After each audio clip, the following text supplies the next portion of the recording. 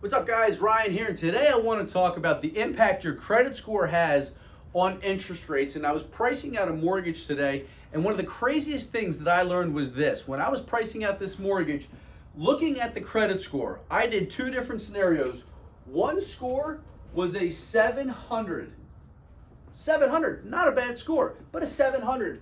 The other score was 750. The difference that this made, the 700 credit score had a 6.5% rate. The 750 credit score had a 6.125% rate.